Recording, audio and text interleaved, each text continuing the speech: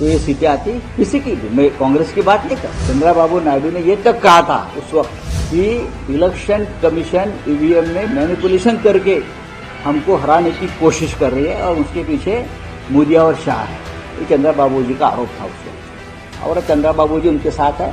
जनता ने हमें जो मैंडेट दिया है इस बार, वो अपोजिशन में बैठकर सिर्फ हमले करो या इमेज थपथपाओ इसके लिए नहीं दिया है।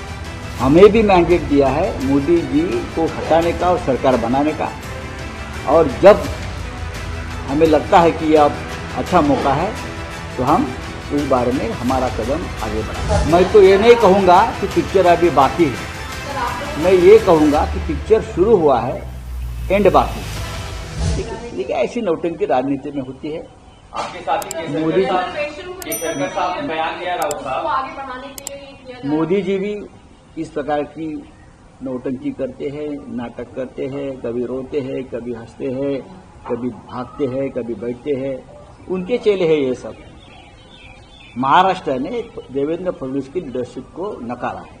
आपने यहां तक कह दिया और कि फडणवीस के सहारे मेरा एक जवाब पूरा हो, और ये बात ऐसी है कि महाराष्ट्र के राजनीति के विलन अगर कोई होंगे तो देवेंद्र फडणवीस है।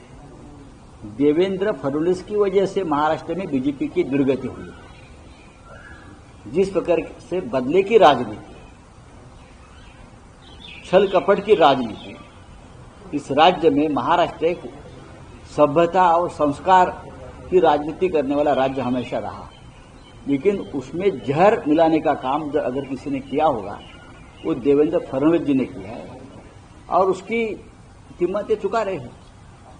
आपने यहाँ पे कहा कि योगी आदित्यनाथ को हटाने की तैयारी है, ये भी है, ये भी है। ऐसा आपको क्यों लगता है? मुझे ऐसा लगता है कि हमारा फीलिंग्स है कि योगी जी को हटाने की कोशिश कुछ लोग कर रहे हैं। हम सभी हमेशा योगी जी को यानी बाबा जी को प्रणाम करके आए हैं। उनका पार्टी का अगर मामला है तो उनका मामला है, लेकिन हम हमेशा उनका आदर करते आए हैं। राउत साहब, प्रधानमंत्री नरेंद्र मोदी अगर फिर से प्रधानमंत्री होते हैं तो संघ का उनको समर्थन रहेगा? मुझे नहीं लगता है कि आप संघ का समर्थन, मुझे ये नहीं लगता है। मोदी जी सत्ता में रहते हुए मोदी शाह जी ने संघ को भी खत्म करने का काम किया ना, संघ का महत्व कम करने का काम, ये सब तो हमारे सामने हुआ है। सभी संस्थाएं, चाहे राजनीतिक, संवैधानिक, सभी इंस्टीट्यूट को खत्म करने का काम मोदी जी ने किया है। और ये 2019 में सबसे पहले बोलने वाले चंद्रबाबू नायडू थे। चंद्रबाबू नायडू ने ये तक कहा था उस वक्त कि इलेक्शन कमीशन ईवीएम में मैनिपुलेशन करके हमको हराने की कोशिश कर रही है, और उसके पीछे मोदी और शाह है। ये चंद्रबाबू जी का आरोप था उस वक्त, और चंद्रबाबू जी उनके साथ है।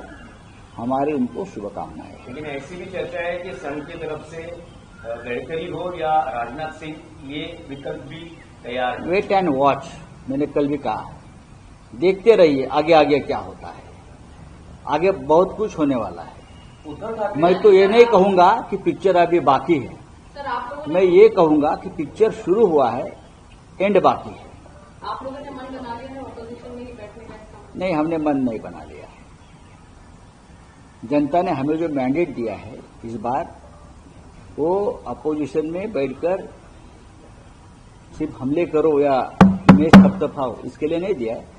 हमें भी मैंडेट दिया है मोदी जी को हटाने का और सरकार बनाने का, और जब हमें लगता है कि यह अब अच्छा मौका है तो हम उस बारे में हमारा कदम आगे बढ़ाएं। केसरकर जी कह रहे हैं कि आपने हिंदुत्व को पॉलिटिक्स छोड़ दी है, फतवा मिला है जिसकी वजह से शिवसेना जीती है, और अगर किस एजेंडा पर उनका प्रचार होता है तो शिवसेना के लिए कुछ मुश्किलें होंगी। राउत साहब, आपके साथी जो पुराने केसरकर साहब कह रहे हैं, छोटा आदमी, राउत साहब छोटा आदमी है। जहां जहां कांग्रेस है, जहां जहां एनसीपी पवार साहब के, हम सब जगह पे प्रचार किया है, सब जगह पे शिवसेना है। हमने ये नहीं कहा कि ये कांग्रेस की सीट है, ये पवार साहब की सीट है। हमने सबसे ज्यादा काम बारामती में किया है, सबको मालूम है। मैंने खुद 6 बार सभा ली बारामती में, कार्यकर्ताओं के साथ मेरा संवाद रहा। हमारी वहां वोट्स है। धुलिया हो, या और जगह हो, विदर्भ हो, रामटेक की हमारी सिटिंग सीट है। सीट शेयरिंग पेचीदा नहीं हो जाएगी ऐसी स्थिति में? कोई नहीं, कुछ नहीं होगा। महाविकास आघाड़ी मजबूती से काम करेगी। हमारे मन में कोई अहंकार ईगो नहीं है। कांग्रेस की सीटें जीत गई, हम बोलते हैं कि मोदी हार गया। सर, एनडीए में वापसी का कोई रास्ता है क्या? एनडीए में वापसी का कोई इसका हमारा कहाँ है रास्ता? ऊपर कोई चेंज होता है? हाँ, गडकरी जी बनते हैं तो देखिए, मैं बार बार कहता हूं, मोदी जी की सरकार नहीं